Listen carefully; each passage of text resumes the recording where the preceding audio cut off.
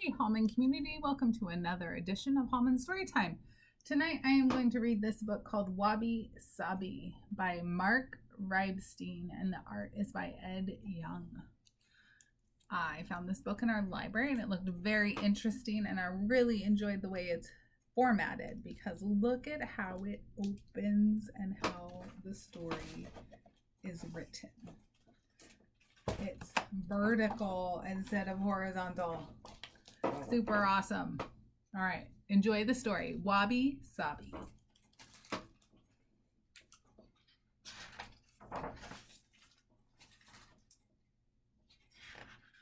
Wabi Sabi is a way of seeing the world that is at the heart of Japanese culture. It finds beauty and harmony in what is simple, imperfect, natural, modest, and mysterious. It can be a little dark, but it is also warm and comfortable. It may best be understood as a feeling rather than an idea. Wabi Sabi was a cat who lived in Kyoto, Japan. One day, visitors from another country asked Wabi Sabi's master what her name meant. It had never occurred to her before that Wabi Sabi was anything more than her name. Wabi Sabi watched as her master drew breath through her teeth, shook her head, and said, "That's hard to explain." The cat's tail twitched. She watched her master, still waiting in silence.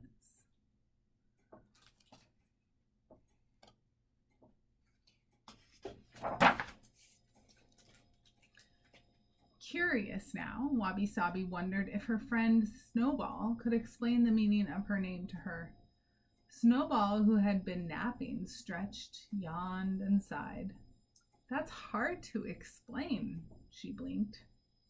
"It's a kind of beauty," she added after a minute, her eyes closing again. As though dreaming, she went on, "An old straw mat, rough on cat's paws, pricks and tickles, hurts and feels good too."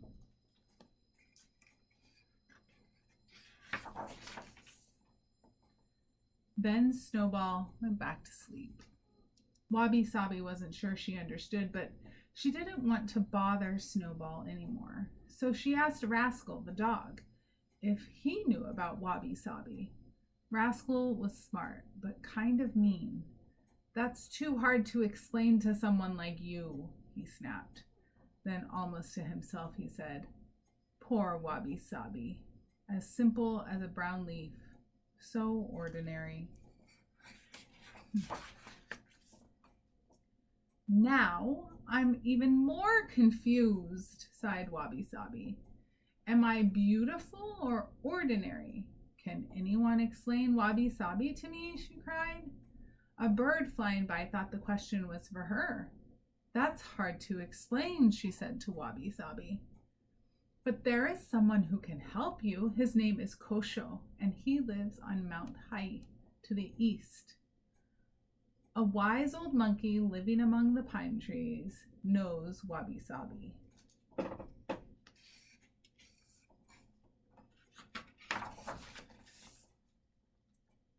"Thank you," said Wabi Sabi, and off she went to learn what her name meant. To get to Mount Hai, she had to cross through the city. Dazzled by big buildings, shiny glass, and sleek cars, awed by the busy, sharply dressed people, she wondered if these pretty things could be Wabi Sabi. She decided that if her name was true to her, it must be softer, quieter, darker. Even in the cities, before the shock of the new light, the colors of dark.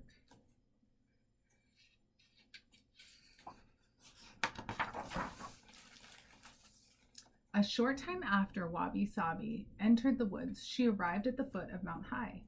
The woods were dark now, so hoping to find Kosho in the morning, she curled up beneath an old pine tree and went to sleep. She awoke to the sounds of a stick stirring and tapping. "A warm bowl of tea offered by a monkey, please," steam rising gently.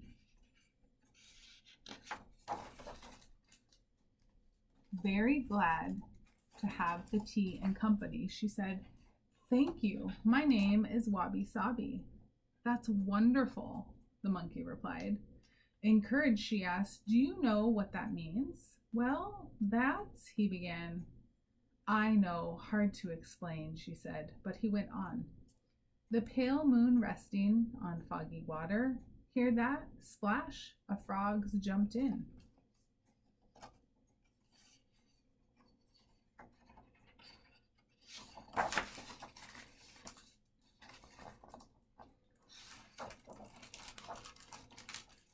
"That's Wabi Sabi," she explained. She asked, "Is that all?"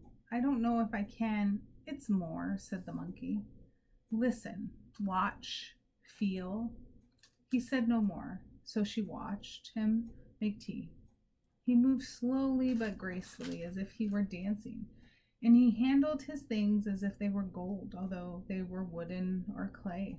Wabi Sabi felt what was in her paws.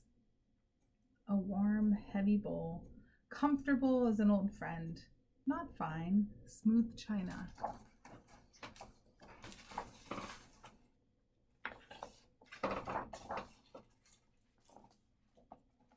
She looked carefully at the woods surrounding them. There was so much life as in the city, but here things were not clean, neat, or sharp-edged. There were no straight lines, yet there were many designs on trees and clouds and dirty ponds. She saw that everything was alive and dying too, like the damp autumn leaves curled beneath their feet.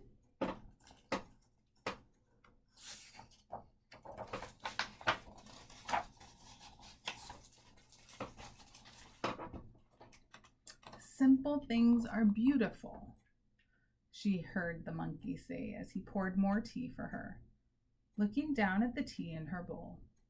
Seeing herself plain and beautiful, she whispered, "Now I understand."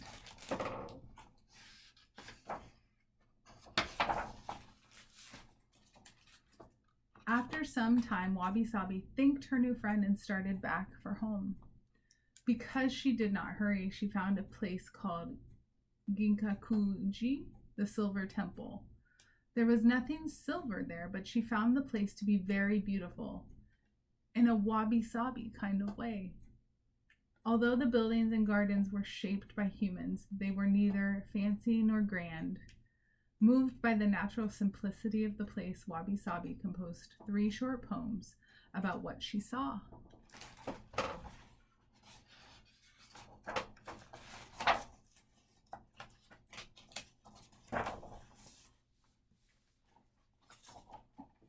Yellow bamboo stalks bow by tea house doors so low, emperors must kneel. Dark buildings floating sit on white sand seas, a stream. Sweep small stones chanting. The monk returns leaves to just rake sand, this humble cat might understand.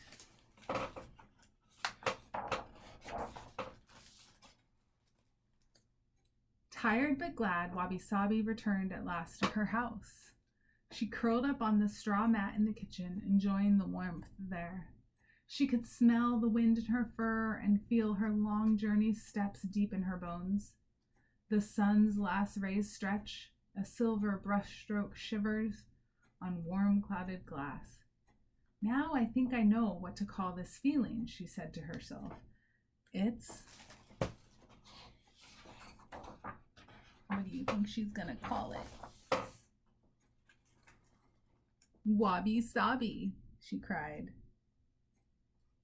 "Wabi Sabi," cried her master, seeing her. "Where have you been?" "That's hard to explain," she purred, feeling simply and beautifully at home.